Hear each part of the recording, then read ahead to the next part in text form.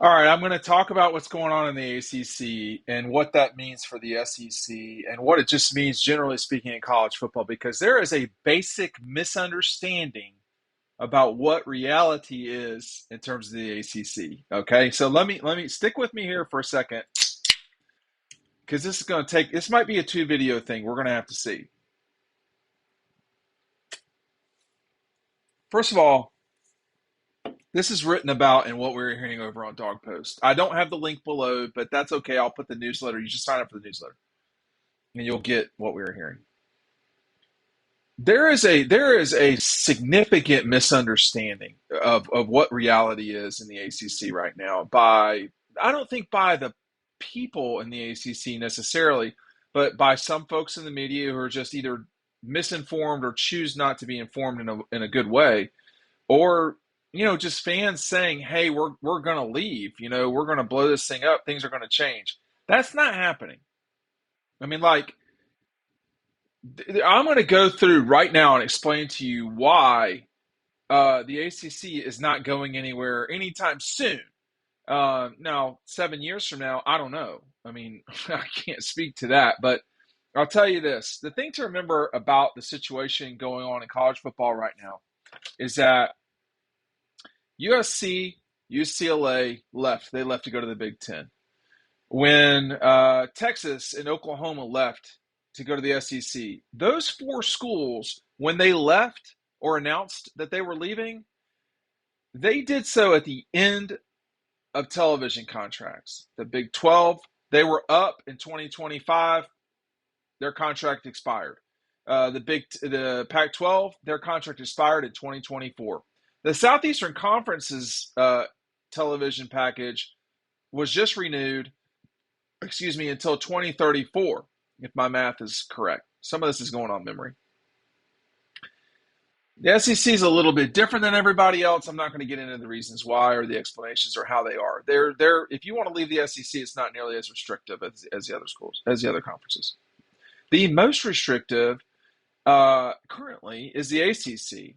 And this is why, very specifically, we're not going to see a lot of movement. There's two real reasons. First of all, the number one problem is that the ACC in 2011, this all starts in 2011.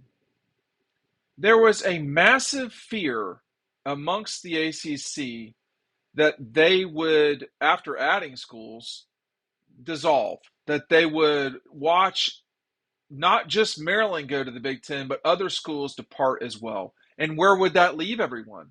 This is pre-national championship Clemson. This is pre-national championship Florida State. This was a league that did not have much power amongst itself in television negotiations. It just wasn't great. They all banded together, and Notre Dame signed it too, and said, hey, we are taking all of our home television rights and we are selling them to Disney. And Disney, you can do with them whatever you want. We're going to do it for 20 years. Everybody says, cool, we're good. Everybody watches, and then they see the SEC, starts the SEC network. They've seen the Big Ten network work. So the SEC network starts around 14. By 2016, the ACC's jumpy. They want their own cable network. They've watched Maryland leave. They guarded against that with a 20-year deal. That 20-year deal would be getting closer to being done here, but that's not where we're at right now because they extended it through 2036. So for the next 13 years, the ACC is handcuffed to Disney. And when I say handcuffed, I mean handcuffed. Every single home game that is at Boston College, Georgia Tech, Florida State, Clemson, whoever, that is the property of the ACC, not the schools. They gave those grant of rights away. ESPN, Disney, in 2016 said, okay, we'll build you a network, but you're extending this contract, and the grant of rights extended until then. And the oh shit moment from Florida State, the oh shit moment from Clemson, I guess to some degree that moment from North Carolina and Virginia and these other schools, was watching as the SEC came behind after the Big Ten got a huge extension, a huge contract in 18 for the Big Ten, and then the SEC in 20, and then the Big Ten intelligently again adding SC and UCLA in 2023 this year. Watched as they were dwarfed in media rights deals. By the way, the new 2023 preview edition is out. You get it free when you order Double Dogs. A lot of people are taking advantage of this. I've got everything in stock. Go ahead and order today. You will get the books sent to you. I'm going to box them up tonight. So that's Tuesday night. So get on that now. Do this while you can. You can get it online down below, or you can get it at Red Zone in Athens. Scott and Mindy would be really happy to see you come in. When that happened, the ACC wasn't just behind, they were drastically behind everyone else. Their $17 million per school, give or take a little bit, was just not even close. It had been $20 million behind the SEC and the Big Ten. It's now about $30 million behind. And the Florida State athletic director correctly understands their predicament. They are bleeding money. They will not be able to compete with the Gators. Their deal is worse than the deal Central Florida has in the Big 12 coming up. It's not good right now in the ACC. They know they've got a really bad deal. And so this notion, though, that they can just leave is absolutely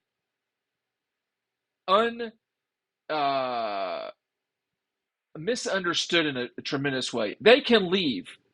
They pay about $120 million exit fee, and the ACC still keeps their home games. So where's the value in leaving? You give away, let's just say you went to the SEC, which is not taking new members currently. Let's just say you go to the SEC. Let's just say the SEC is so eager to distribute about $80 million of revenue, not just from TV, $80 million of revenue to Florida State and Clemson. They just cannot wait to get them in. That's $160 million that I guess is just going to come out of nowhere, because I don't even know where it would come from. The SEC schools are not going to go backwards in money to bring in two schools. Not happening. The SEC is not going to bring in two schools where it already has the SEC network. Not happening. They can't add cable boxes and cable subscriptions. It's not happening. No one seems to get this. Okay? It's not happening. It's not happening right now. I can tell you that right now. It's not happening. But let's just say it is. You're paying $130 million, okay? Now, that would be about 3-ish years of television rights. So you'd be paying out the 3 years. That's not the end of the world. It's that you don't have rights to your games. You don't add value. You will not be getting the same revenue as everyone else. So you will be in the same position, if not worse, than you were in. I just don't. So what for me as a person who's been in business for a while, as a person who signed contracts, you got to live by the contracts. It's what it is. I'm sorry you're unhappy about it. I get it. Like, it's not a good contract. It's bad.